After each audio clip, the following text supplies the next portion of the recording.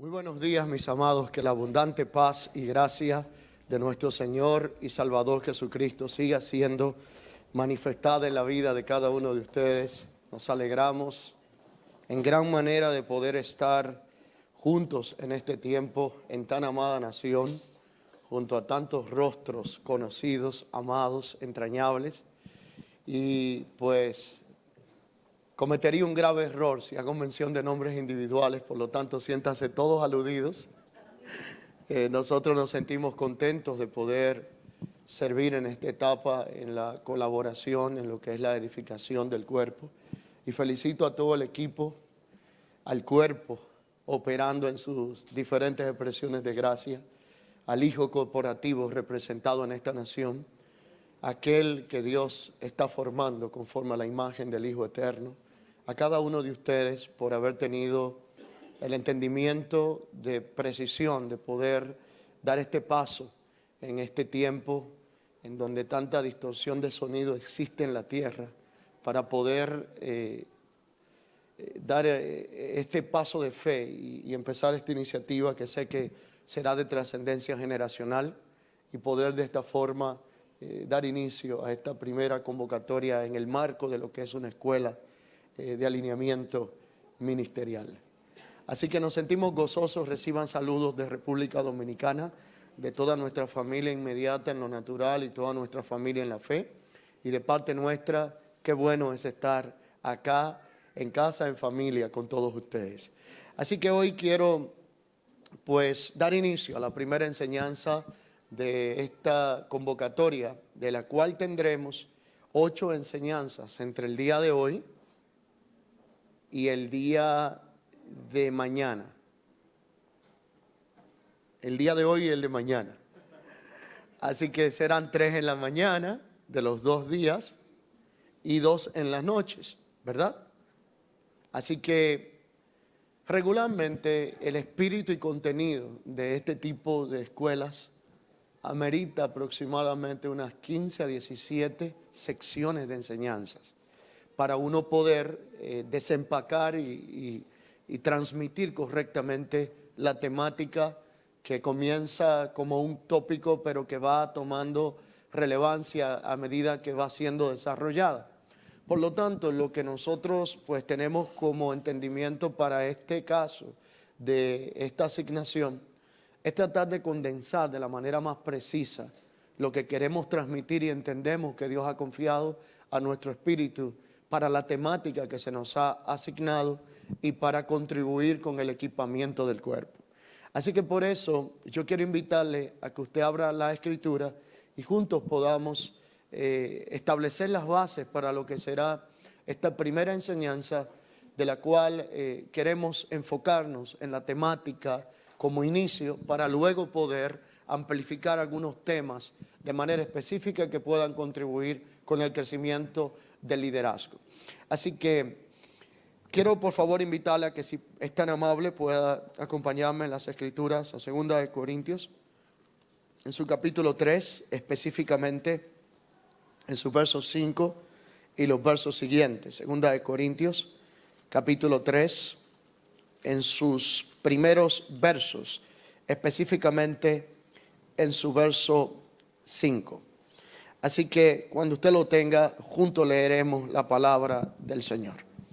Temas como los que nosotros estaremos tocando en esta escuela demandan pericia en el entendimiento y la edificación. Esa es la importancia de edificar con recursos y edificadores entendidos en la asignación, responsables en cuanto a la tarea que nos ha sido asignada, y entendiendo que lo que nosotros estamos edificando en este presente tiempo no es ni de procedencia ni de creación humana, sino de origen y trascendencia eterna. Y como no es ni de procedencia, ni de creación, ni de invento humano, sino de trascendencia eterna, tiene una repercusión generacional, que lo que se forme correctamente pone en nosotros una demanda al emitir lo que es el mensaje que hemos recibido de parte del Señor. También coloca en usted una demanda al reproducir correctamente lo que se transmita en esta estación y en el sonido de esta realidad presente en Cristo Jesús. Así que literalmente, como esto es de trascendencia y dimensión eterna, vamos a estar edificando en la dirección de que el Cristo sea formado dentro de todas las temáticas que vayamos a tratar. Algo que yo creo en una convicción muy personal, pero con fundamento en las Escrituras, es que Cristo no fue la reacción a la caída, no fue la reacción a un plan fallido. Cristo fue inmolado desde la eternidad. Aunque fue crucificado en el tiempo, Dios ya tenía la impresión de todo lo que sucedería en la tierra. Por lo tanto, la intencionalidad es característica y la precisión de esta presente estación. Así que estamos colaborando con lo que comenzó en la cruz. Estamos dando continuidad a la realidad de un nuevo pacto. Y estamos caminando en el entendimiento de que se nos ha confiado la edificación de generaciones. Por eso esta temática de la cual vamos a estar edificando como base, me toca establecer fundamento hoy, se titula Generación del Nuevo Pacto. Por eso entonces quiero que consideremos lo que es esta declaración que Pablo hace con un entendimiento claro y preciso en 2 de Corintios capítulo 3, verso 5 y los versos siguientes. Él comienza a hablar específicamente desde el verso 5. Y dice, no es que seamos competentes por nosotros mismos, para pensar algo como de nosotros mismos, sino que nuestra competencia proviene de Dios, el cual asimismo nos hizo, diga conmigo, nos hizo ministros competentes de un nuevo pacto, no de la letra, sino del Espíritu. Porque la letra mata, mas el Espíritu vivifica. Si el ministerio de muerte grabado con letras en piedra fue con gloria, tanto que los hijos de Israel no pudieron fijar la vista en el rostro de Moisés a causa de la gloria de su rostro, la cual había de perecer. ¿Cómo no será más bien con gloria el ministerio del Espíritu? Porque si el ministerio de condenación fue con gloria, mucho más abundará en gloria el ministerio de la justificación. Porque aún lo que fue glorioso no es glorioso en este respecto en comparación con la gloria más eminente. Porque si lo que perece tuvo gloria, mucho más gloria tendrá lo que permanece. Así que tenemos tal esperanza usando mucha franqueza. Diga conmigo, mucha franqueza. Y esa franqueza que usamos y caracteriza esta estación no es como lo que Moisés pudo reflejar. Él ponía un velo sobre su rostro para que los hijos de Israel no fijaran la vista con el fin o en el fin de aquello que había de ser abolido. Pero el entendimiento de ellos se embotó. Porque hasta el día de hoy, cuando leen el antiguo pacto, les queda el mismo velo no descubierto, el cual por Cristo es quitado. Y aún hasta el día de hoy, cuando se lee a Moisés, el velo está puesto sobre el corazón de ellos. Pero cuando se conviertan al Señor, el velo se les quitará. Porque el Señor es el Espíritu. Y donde está el Espíritu del Señor, allí hay libertad. Por tanto, todos nosotros miramos a cara descubierta como en un espejo la gloria del Señor. Somos transformados de gloria a gloria en la misma imagen como por el Espíritu del Señor. Pero tal es la confianza que tenemos mediante Cristo en que somos ministros competentes de la realidad de un nuevo pacto, no de la letra, sino del Espíritu, porque la letra mata, más el Espíritu vivifica.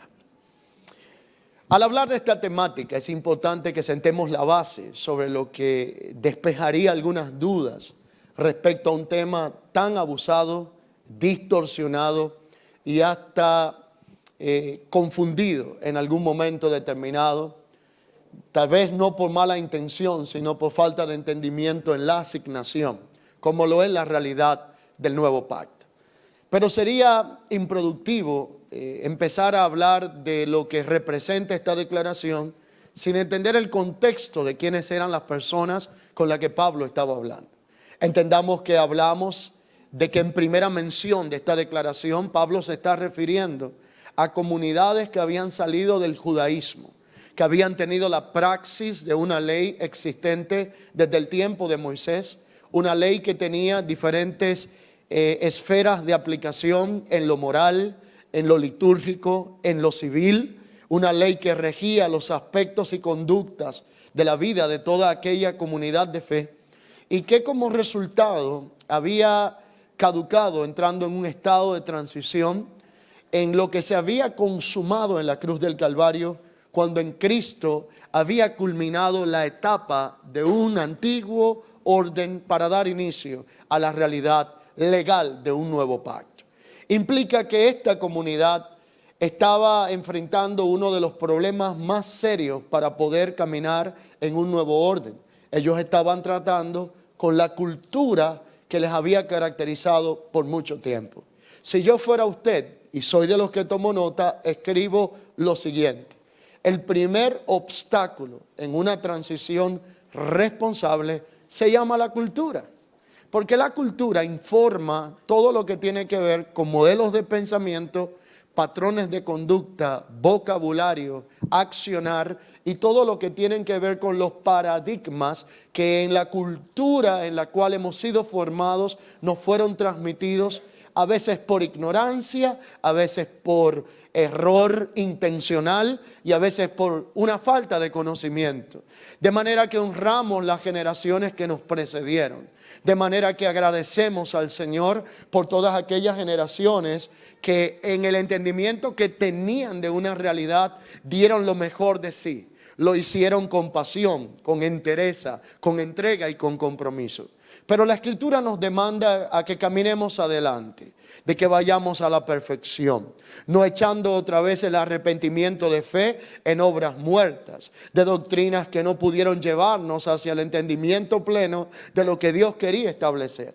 Así que la decisión a tomar acá es abrazar la verdad presente y lo que plantea la Escritura a través de la realidad legal de un nuevo pacto. Pablo estaba enfrentando la tradición que estaba llevando cautiva la mentalidad de una generación completa y lo estaba deteniendo en la praxis y operación conforme a la ley anterior y no a la gracia que estaba vigente para ser manifestada en Cristo. Toda cultura es gobernada por paradigmas. Los paradigmas operan en diferentes formas. Usted puede tener un paradigma visual, que fue el modelo que le fue improntado por lo que nuestros ojos vieron y por lo que se nos modeló visualmente hablando. De hecho, si observamos cuántas cosas hacemos porque la vimos hacer, pero no porque entendimos por qué se hacían, vamos a encontrar que cantidades de bloques en nuestro pensamiento son el resultado de paradigmas visuales que en algún momento nos fueron improntados. Lo vi así, lo hice así, pero no sé por qué lo he hecho, ni tampoco entiendo por qué lo debo de seguir haciendo. Segundo bloque de pensamientos que obstruyen en una cultura tienen que ver los paradigmas verbales. Las cosas que se nos dijeron, los clichés que se han usado por años en el Evangelio y aquellas frases y declaraciones que por tanto tiempo hemos escuchado. Cito una, por ejemplo. ¿Quién fue que no escuchó la expresión honrosa en su momento de alguien decir: yo soy tan fiel a Dios que muero con las botas puestas? Se usó eso acá, ¿verdad?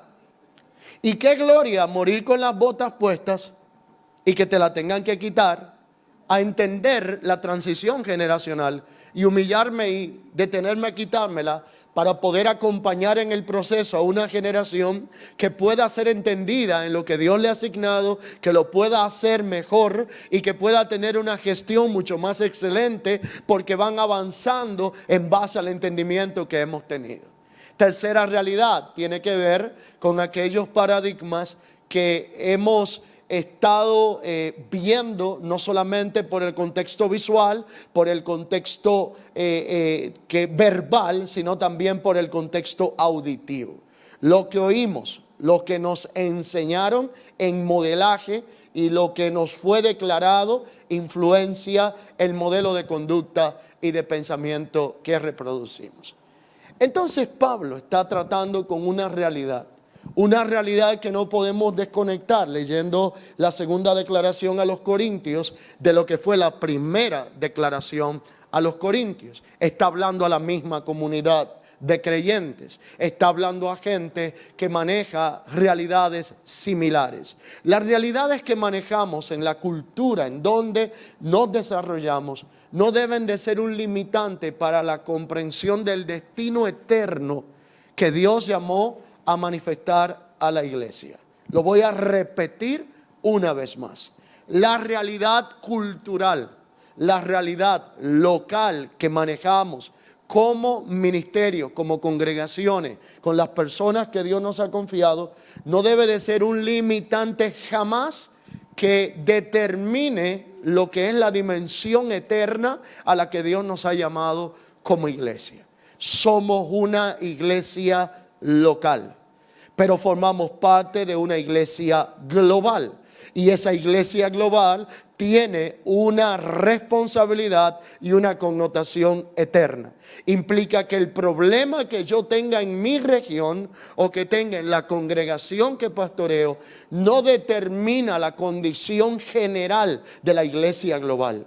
Por eso si yo emito un juicio y digo la iglesia está así o está de tal forma en base a la opinión de lo que yo estoy viviendo, yo estoy juzgando el cuerpo en función a mi experiencia y no conforme al diseño y la percepción eterna que Cristo quiere que yo tenga de una iglesia que es local, pero a la vez forma parte de la global, pero que tiene un alcance y dimensión eterna.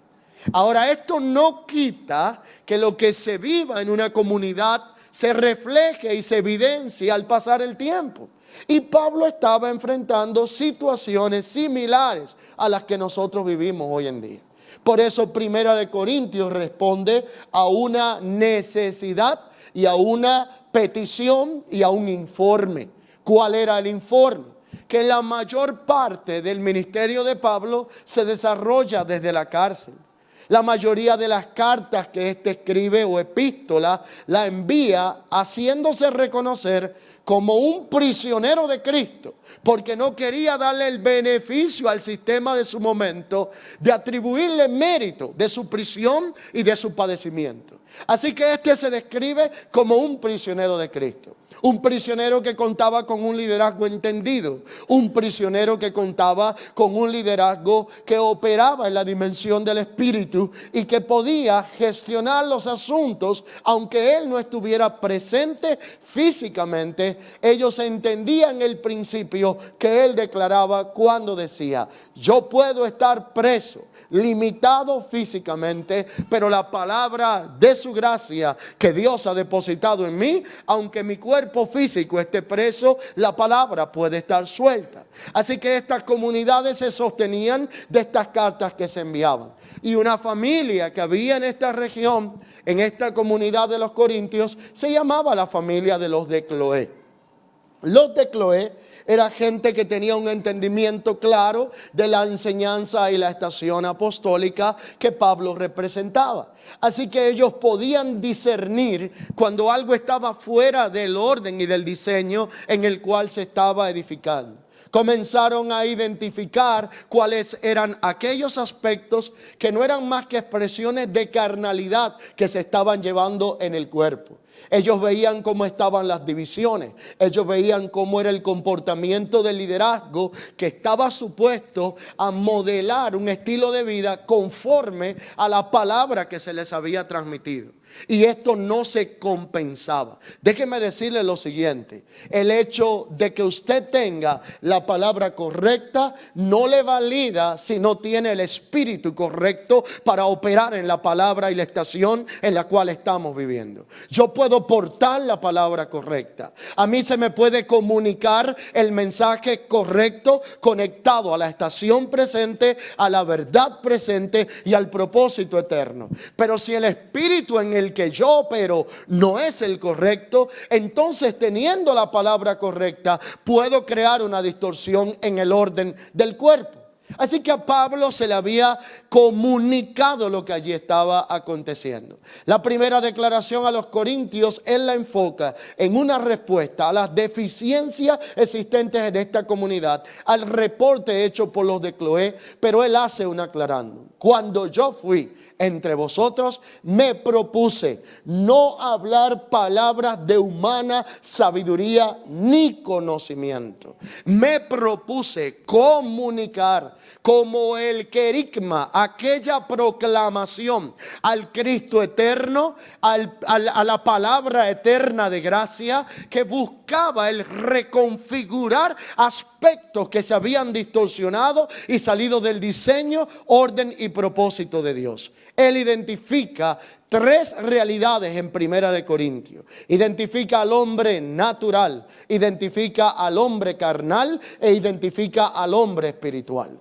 En otras de las enseñanzas que tengamos en este tiempo, me gustaría abundar sobre estas tres realidades. Pero luego de identificar todo esto, él comienza al avanzar su segunda declaración a la comunidad en los Corintios, a hablar de la realidad de un nuevo pacto. Esta realidad de la cual él dice: reconocemos que somos competentes, que hemos sido hechos, no que estamos trabajando para ver si alcanzamos, no que estamos luchando para ver si logramos. Nosotros, en virtud de la gracia manifestada y expresada en Cristo Jesús, ya fuimos constituidos, ya fuimos hechos ministros competentes de un nuevo pacto. El haber sido hecho, acabado antes de, saca del escenario el mérito humano y la obra del hombre para el posicionamiento en esta realidad legal llamada el ministro competente del nuevo pacto. Un ministro competente del nuevo pacto no es alguien que se ganó el mérito a través de su accionar. Un ministro competente del nuevo pacto no es uno que hizo un curso o participó de algunos entrenamientos para ganar el entendimiento que lo calificaría en esta realidad. Un ministro competente de un nuevo pacto es alguien que en virtud de un nuevo nacimiento, por causa de la gracia, ha sido engendrado en Cristo Jesús para poder participar de esta realidad presente que la Escritura identifica como un nuevo pacto. Así que Dios nos ha constituido, ya nos hizo, involucra esto y demanda entendimiento en la tarea y en la asignación que se nos ha encomendado para poder ser competentes en aquello que Dios nos ha confiado a edificar. Así que hemos sido constituidos, ya nos hizo. Por lo tanto, para poder ser competente, necesitamos tener entendimiento en aquello en lo cual se nos ha confiado. Y el entendimiento desmantela las culturas para crear una supracultura, que es la cultura del reino, que maneja aspectos que tienen que traer reajustes en nuestra forma operacional. Y la realidad es que cuando entendemos lo que es esta propuesta, esta intención a comunicar, tenemos que entender lo que es esta mentalidad de reino conforme a la realidad de un nuevo pacto, en donde nuestra competencia, lo que nos hace competentes, no tiene que ver con los modelos y culturas antiguas en las cuales nos vimos envueltos. Usted y yo no somos competentes ministros de un nuevo pacto en función de números. Usted y yo no somos ministros competentes de un nuevo pacto en función de eventos. No somos ministros competentes de un nuevo pacto en función de mérito o de título. Somos ministros competentes de un nuevo pacto por la realidad consumada en la cruz del Calvario, por el sacrificio del Hijo Eterno y por la imputación en el cuerpo de la cual hoy nosotros podemos ser parte del Hijo corporativo. Todo se trata de Cristo. Estar en Cristo nos hace ser ministros competentes de un nuevo pacto, pero necesitamos el entendimiento de nuestra tarea, el entendimiento de nuestra asignación. Así que no hemos venido a entrenarles para que usted sea algo. Hemos venido a comunicar para que con mayor pericia y entendimiento podamos desarrollar aquello que ya somos en virtud de la gracia y del sacrificio perfecto efectuado en la cruz del Calvario. Esto implica entender 4 realidades. Escriba esto: orden, diseño, propósito y naturaleza. Orden, diseño, propósito y naturaleza. Si no hay un entendimiento de orden, mucho menos lo habrá de diseño. Si no lo hay de diseño, tampoco lo habrá de propósito. Y si no lo hay de propósito, mucho menos de naturaleza. Así que el garante de este nuevo pacto es Jesús. Él es el mediador de un nuevo pacto. Él fue hecho el fiador, el responsable, el que responde por todos los aspectos administrativos de la gracia en la realidad de un nuevo pacto. El escritor dice que Jesús fue hecho fiador, y la palabra acá de fiador describe a alguien que da garantía o seguridad sobre aquello que se está anunciando o sobre aquello que se está efectuando. Este mejor pacto era mejor que el antiguo, porque en el antiguo el mediador era un hombre llamado Moisés. Por eso la ley y los profetas, declara Juan, vinieron a través de Moisés. Pero la gracia y la verdad nos fue dada y comunicada a través de la persona de Jesucristo. Así que la realidad es que como fiador, Él involucra su persona, su palabra, su testimonio y todo lo que es, para que nosotros tengamos el aval y la garantía que sustenta la economía de un nuevo pacto. La cruz es el lugar de cancelación de esa vieja creación. La cruz es el lugar donde se da inicio y caducidad a un pacto antiguo, y la cruz es el lugar donde se inaugura esta realidad presente de este nuevo pacto. Por eso cuando hablamos de la cruz, estamos hablando más que de un elemento material limitado a un espacio geográfico. Estamos hablando del lugar en donde se cuelga todo aquello que representa un viejo orden y una vieja naturaleza.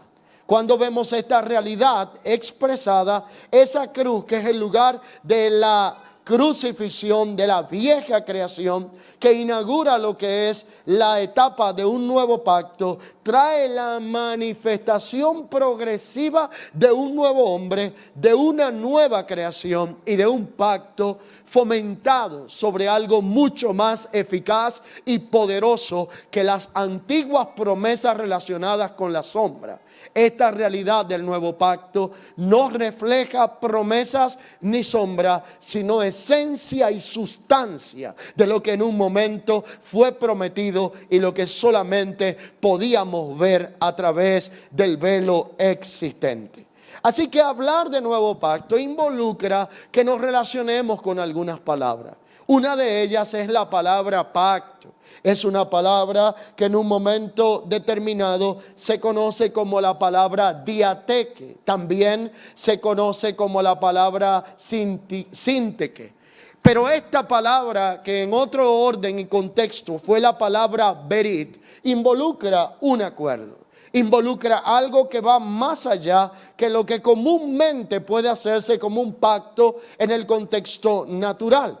Así que el hincapié de acá tiene que ser considerado como un acuerdo legal, y por esto de un acuerdo legal usamos la expresión legalidad o ilegalidad de pacto. ¿Cuál es la legalidad y la ilegalidad de pacto? El que estando ya presente un nuevo orden y conociendo el nuevo orden y habiéndosenos comunicado el nuevo orden del cual somos parte y representamos como ministros competentes, nosotros operemos en un viejo orden, con una vieja administración y con un viejo orden sacerdotal, nos hace operar en un contexto de ilegalidad que no corresponde a las demandas de un pacto que ha sido establecido con asuntos mejores que las promesas anteriores. Y esto que habla acá de mejor está hablando de algo que es superior. Cristo es superior a Moisés. Cristo es mejor que Moisés. La economía que transmite un nuevo pacto es mucho más mejor y superior que la economía que transmite la ley anterior. La ley anterior estaba caracterizada por un sacerdocio que la administraba. Así que si hablamos de ser ministros competentes de un nuevo pacto, tenemos que hablar de un sacerdocio que opera y administra los recursos y la realidad de un nuevo pacto. Este sacerdocio tiene un orden operacional y este orden operacional tiene que ver con asuntos que se gestionan desde la plataforma del Espíritu y no desde la plataforma de la carne ni desde la plataforma del hombre natural. Así que nosotros en la realidad de un nuevo pacto somos gobernados por principios eternos, pero este nuevo pacto demanda un orden sacerdotal que corresponda a la administración eficaz de los recursos que en legalidad de un nuevo pacto nos han sido comunicados. Usted y yo no somos gente llamada a operar en la realidad de un nuevo pacto conforme al orden de Aarón. No somos gente llamados a operar en la realidad de un nuevo pacto conforme al orden de Leví. No somos gente llamado a operar en ningún orden anterior, aún el sacerdocio de Sadoc, que fue una línea pura sacerdotal que marcó un intervalo entre los tiempos de Melquisedec y hasta Cristo, fue un referente de tiempo y sombra, pero no la realidad a donde Dios quería llevarnos a expresar la legalidad de un nuevo pacto. Usted y yo estamos llamados a operar en un nuevo orden sacerdotal conforme al orden de Melquisedec, conforme al sacerdocio de Cristo, conforme a un sacerdocio eterno que administra los bienes venideros y que administra algo más que recursos temporales de la tierra. Un sacerdocio que no es transaccional, sino que opera en la comunión relacional del Hijo amado en Cristo. Un sacerdocio que no es de procedencia ni de elección humana, sino que tiene que ver con la gestión y operación de la gracia eterna por la cual fuimos hallados aceptos en el amado, de manera que no fui yo quien lo elegí, fue Él que me eligió a mí para poder operar en esta realidad presente y para poder ser un fiel administrador de los misterios de Dios y el misterio que nuclea los misterios en plural, que es Cristo en nosotros, la esperanza de gloria, como el mediador, fiador y garante de un nuevo pacto establecido sobre una realidad que plantea algo superior a las promesas y sombra pasada para llevarnos a una mejor y más eficaz administración de lo eterno en la realidad presente, basado en una verdad presente que comunica una economía de la gracia y del reino superior, basada en la realidad de un nuevo pacto. Así que el pacto puede definirse como tratado o convenio. Puede celebrarse entre dos o más partes. El pacto es usado para señalar documentos legales. El pacto es usado para aludir a aspectos relevantes de la vida, como lo es el matrimonio, algo que une, algo que nos lleva a la unicidad del propósito, y el pacto siempre se hace con un propósito en común. Pero esta declaración berit es una declaración de trascendencia, que literalmente significa atar, unirnos, hacernos uno con algo. Por lo tanto, cuando hablamos de todas estas definiciones, esta realidad de la que estamos hablando hace hincapié en algunos aspectos dignos de prestar atención. Hablar de un nuevo pacto involucra un testamento a aquellos que han de administrar lo que ha sido recibido. Así que la realidad es que el Nuevo Testamento plantea este cuadro en donde nos marca una diferencia entre lo que es nuevo, lo que es viejo, lo que entró en un estado de caducidad, lo que tiene un contexto histórico, pero lo que tiene una realidad presente que evidenciar y que comunicar de parte del Señor. El viejo pacto se le llama pacto mosaico, porque fue dado por medio de Moisés a los hijos de Israel. Pero el nuevo pacto tiene que ver con algo más trascendente. El viejo pacto fue temporal, era sombra de lo que habría de venir. El nuevo pacto más bien tiene que ver con el cumplimiento y la consumación. Escribe estas dos palabras: cumplimiento, realidad y consumación de todo el plan de Dios mediante la muerte y resurrección de Cristo. Así que cuando vemos lo que es la realidad del nuevo pacto, comenzamos a entender algunos puntos relevantes, ya que en el entendimiento de lo que es el nuevo pacto, se puede resumir el nuevo pacto a que Cristo mismo fue impartido a nosotros en vida, naturaleza, por medio del engendramiento, por medio de ser formado en nosotros, para que podamos expresar lo que es la nueva creación o el nuevo orden racial al que estamos llamados a vivir en la tierra, no conforme al trasfondo étnico que tenemos, no conforme a la naturaleza adámica anterior, sino conforme al poder de la vida indestructible de Cristo, que ha sido depositada en nosotros en virtud de un nuevo pacto.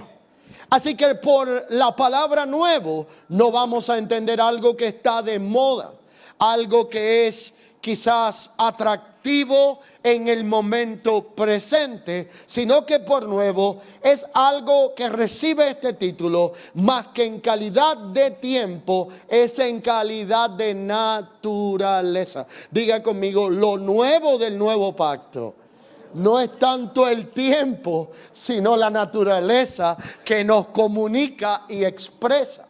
Porque el nuevo pacto tuvo elementos que lo representaron en el pacto antiguo.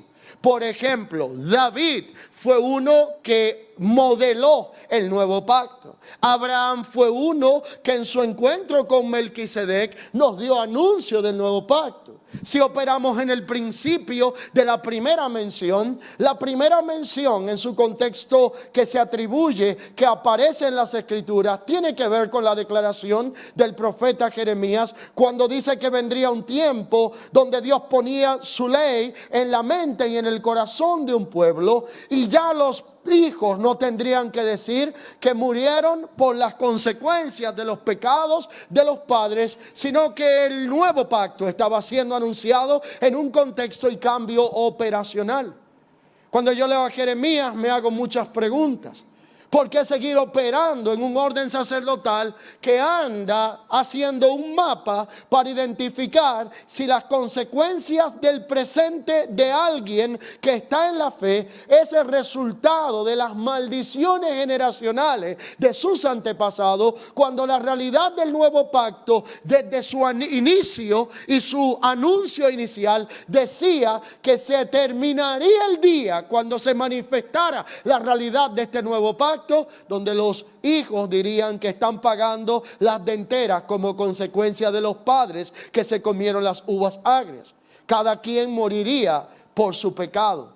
No tendríamos que pagar la maldición generacional de nuestros antepasados, porque en Cristo son nuevas todas las cosas, de manera que en Cristo ya no hay maldición que impera. Al contrario, la maldición llegaba hasta la cuarta generación y la bendición puede alcanzar hasta las 1000. Yo prefiero la bendición que alcanza las 1000 que la maldición que se quede en la cuarta, porque la realidad de un nuevo pacto cambia el panorama. La realidad de un nuevo pacto cambia la mentalidad. La realidad de un nuevo pacto reconfigura el vocabulario. La realidad de un nuevo pacto cambia nuestros modelos de pensamiento.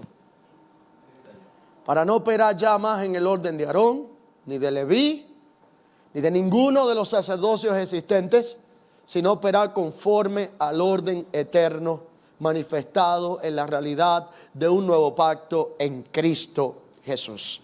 Así que literalmente este panorama nos gobierna y trae cumplimiento de lo que Cristo logró para nosotros ya.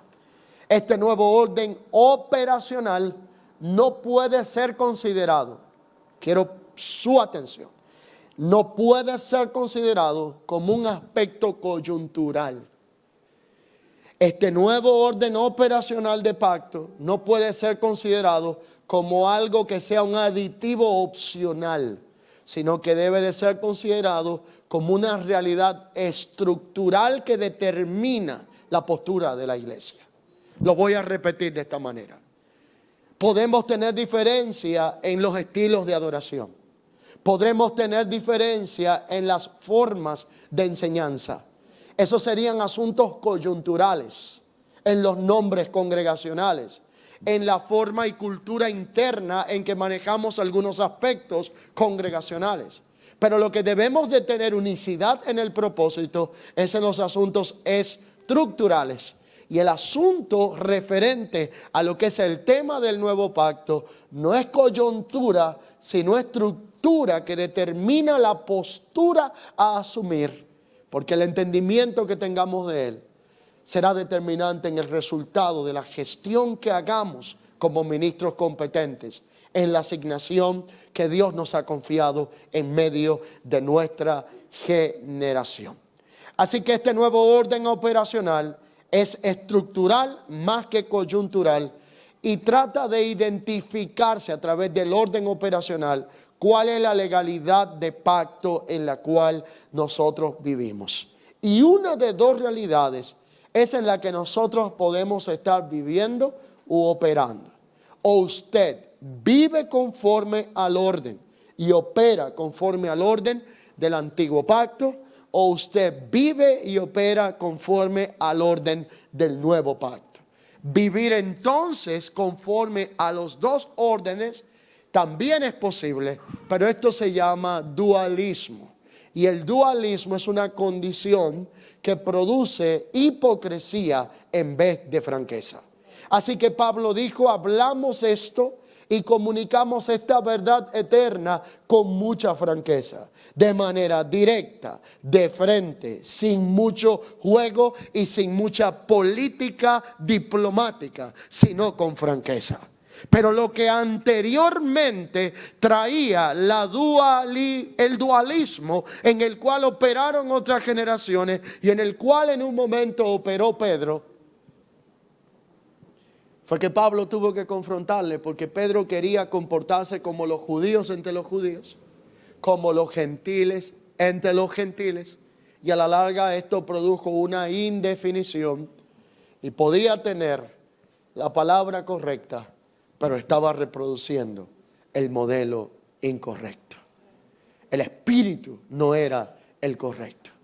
Hay momentos donde vamos a tener que decidir ser más fieles a Dios que a los hombres.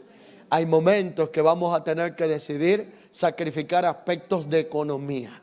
Hay momentos que vamos a tener que decidir sacrificar aspectos de simpatía y popularidad. Así que el mensaje de la realidad del nuevo pacto es atractivo, pero también es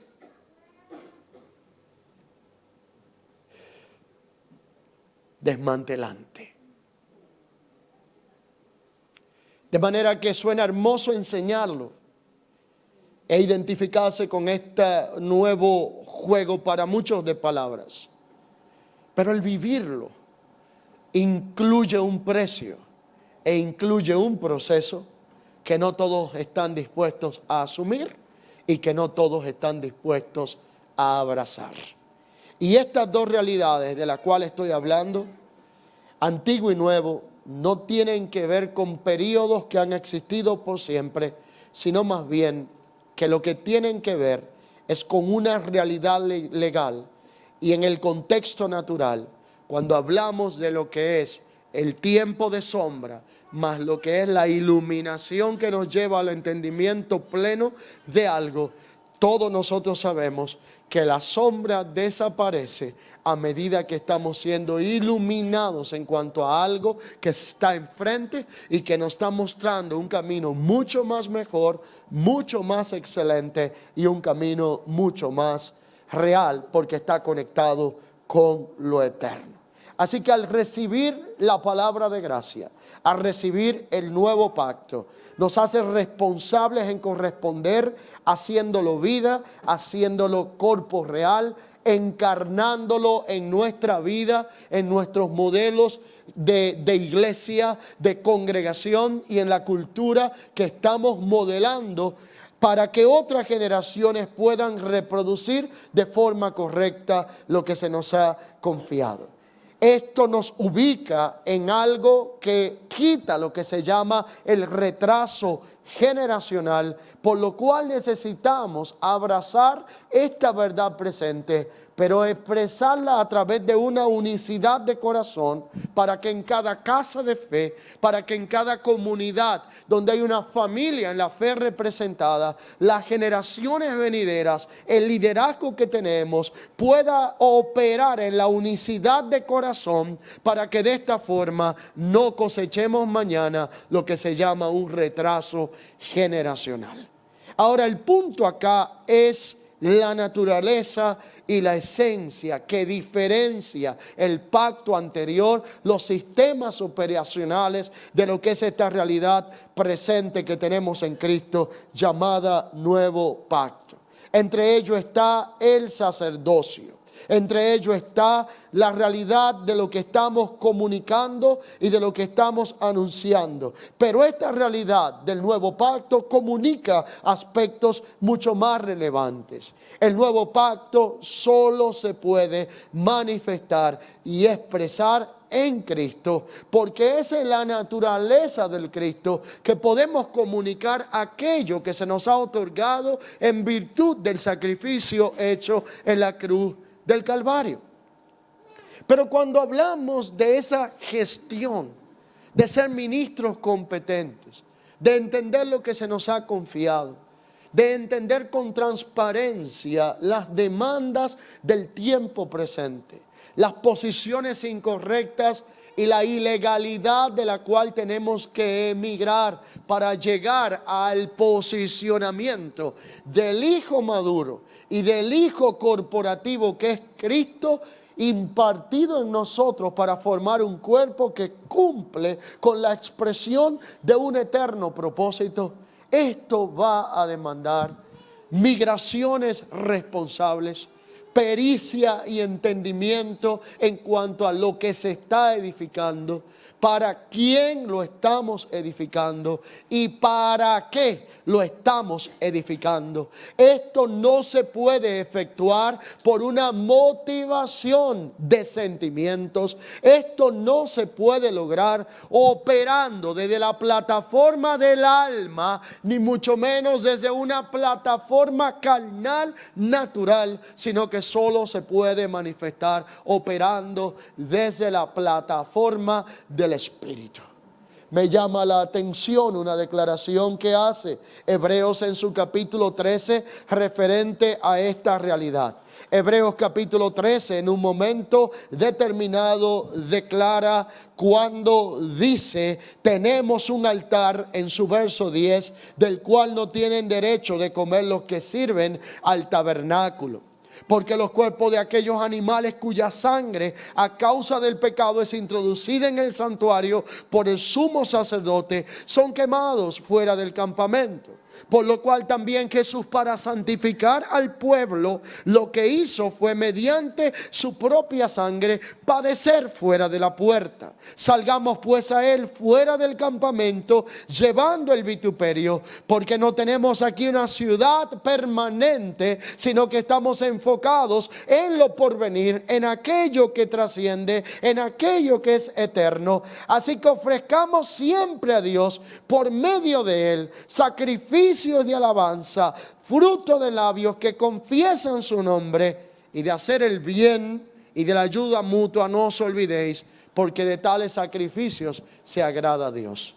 En un nuevo pacto cambia la operación y el orden en que nos regimos, pero en un nuevo pacto también cambia la economía administrativa, de manera que ahora nosotros ya no estamos para ofrecer sacrificios carnales, ni sacrificios que vayan manchados con algunos aspectos del orden anterior levítico o arónico, sino que ahora nosotros estamos llamados a ofrecer sacrificios espirituales que honren a Dios a través de nuestra vida, de manera tal que podamos ser ministros competentes que manejen la realidad de este nuevo pacto. Pero ¿cómo se puede llevar esto a cabo? Pablo da por lo menos 3 observaciones. Una de ellas es que dice que por el momento en donde se tiene el velo, no podemos ver a cara descubierta lo que Dios quiere que nosotros entendamos y reproduzcamos. Así que lo primero que tiene que suceder es que se tiene que quitar el velo de nuestro entendimiento, que nos permite ver a medias lo que debiera de ser comprendido y abrazado con un entendimiento más claro y preciso. Lo segundo que habla allí es que dice, cuando se conviertan al Señor, porque cuando se conviertan al Señor, el velo se les quitará. Y yo quiero decirles algo a ustedes sumamente confrontador.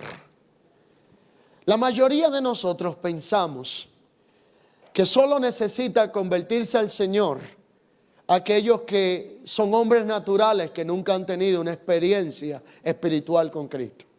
Pero yo quiero decirles con toda humildad que muchos ministros del Señor que llevan años enseñando la palabra necesitan convertirse al Señor. Porque la mayoría fueron y se convirtieron al sistema, a la denominación, a la corriente o movimiento que en su momento pudo formarles. Pero convertirse al Señor, para que el velo nos sea quitado y para que podamos ver a cara descubierta lo que se nos ha confiado, demanda que hay una mudanza, que hay un cambio de dirección que comienza con un cambio de mentalidad y que traerá como resultado la gestión de una generación que pueda ser entendida en la asignación eterna, porque la realidad de un nuevo pacto produce como resultado resultados diferentes. El nuevo pacto trae vida y no muerte. El nuevo pacto trae una gloria duradera y no una gloria pasajera. El nuevo pacto no es algo que opera con un velo, sino algo que ya ha sido revelado para que podamos ver y conocer como fuimos conocidos. El nuevo pacto manifiesta libertad y no esclavitud.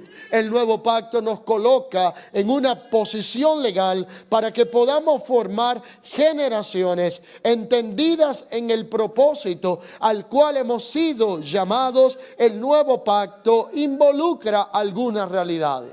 La primera es la esencia y la naturaleza del pacto. La segunda, el espíritu eterno que lo comunica. La tercera, la palabra eterna de gracia que contiene todos los recursos a administrar en esta realidad y posicionamiento del nuevo pacto. Y lo cuarto que involucra el nuevo pacto es que involucra generaciones a las cuales manifestar el propósito eterno y las cuales serán empoderadas y encomendadas para traer la expresión del Hijo corporativo a la tierra.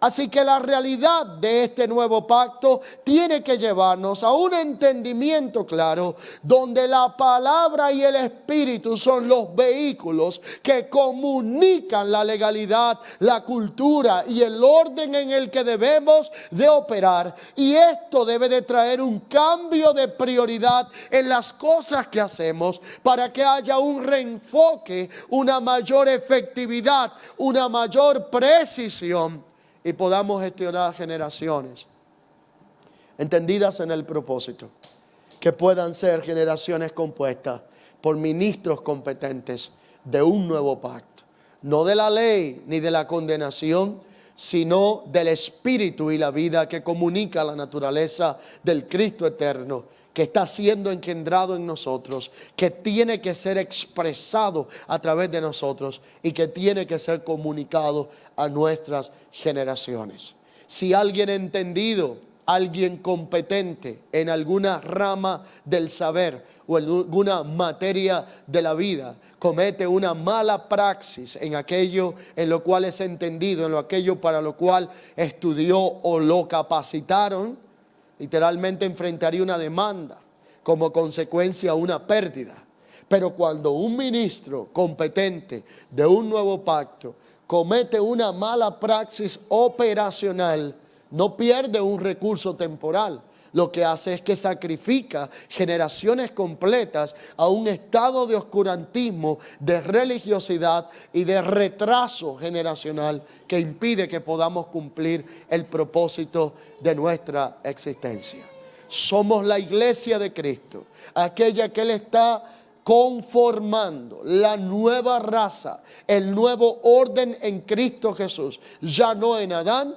Pero el hilo para manifestar esta realidad es que Dios nos ha hecho ministros competentes de un nuevo pacto, no de la ley como sombra, sino de la esencia y la naturaleza del Espíritu, para poder comunicar lo eterno aún en el plano temporal en el que vivimos, y poder expresar al Cristo que nos ha sido impartido por dentro, para que podamos cumplir la cuota que se nos ha otorgado dentro de la expresión del eterno propósito de Dios en la tierra. Pero esta realidad tiene que ser llevada a cabo con pericia y precisión, como ministros competentes de un nuevo pacto, el cual el fiador y garante fue Cristo, uno mayor y superior que Moisés, para que hoy, como portadores de la identidad de hijos, podamos ser aquellos que, abrazando esta verdad,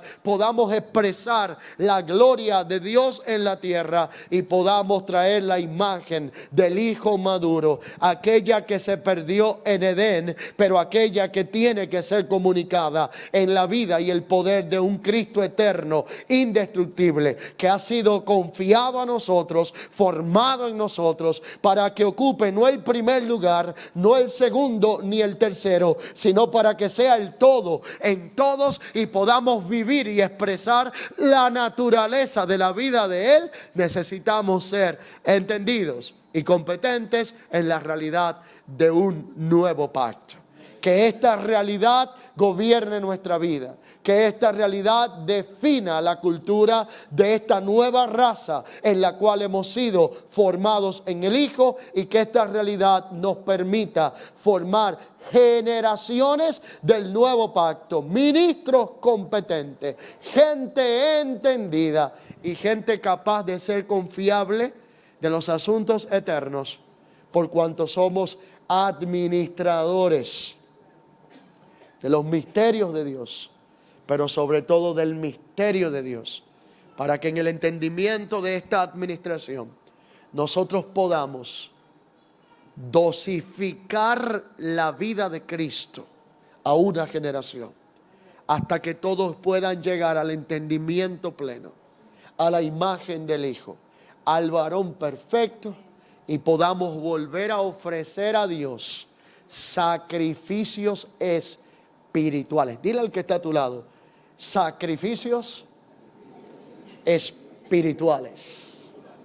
Porque como ya no vivimos en Leví, como ya no vivimos en Aarón, y como ya no vivimos en órdenes anteriores, necesitamos emigrar del hombre natural y del hombre carnal al ser espiritual que pueda ofrecer ese sacrificio espiritual que honra a Dios conforme a la realidad y legalidad de un nuevo pacto, porque el fin del ser espiritual es poder ofrecer sacrificios espirituales mediante la vida de Cristo engendrada a nosotros, y como punto final, llegar a tener un culto racional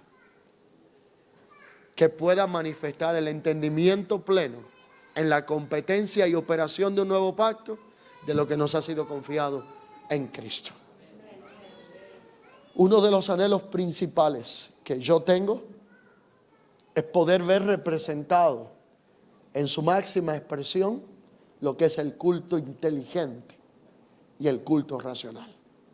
Por lo cual Romanos entonces nos comunica que no tomamos ni asumimos la forma ni el molde de este tiempo y de este siglo, sino que seamos transformados por medio de la renovación del entendimiento, para que podamos ofrecer sacrificios, en este caso espirituales, que honren a Dios, sacrificio vivo, por medio de un culto racional, que es un culto inteligente, de manera que nosotros mismos seamos los primeros en entender con pericia lo que estamos haciendo y lo que estamos celebrando, para poder transmitirlo correctamente a nuestras futuras generaciones.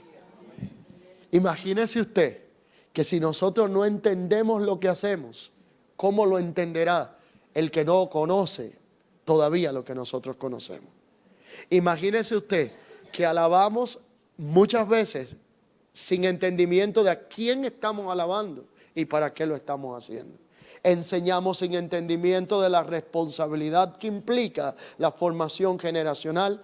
Por lo tanto, esta realidad de nuevo pacto producirá una migración del culto institucional al culto inteligente, y aquel que podamos entender que es el congregacional, donde la realidad es que aquí lo que vale no es la presencia de una estrella evangélica, sino la operación de un hijo corporativo que expresa la gracia y que expresa los dones de manera equitativa en un cuerpo, para poder cumplir el propósito eterno de Dios y manifestar la naturaleza que nos ha sido confiada en la realidad de un nuevo pacto en Cristo Jesús. Formemos generaciones conforme al modelo y al pensamiento de un nuevo pacto. Que sea el Señor añadiendo gracia, favor a vuestras vidas, y de esta manera sentamos la base para ahora poder escuchar la disertación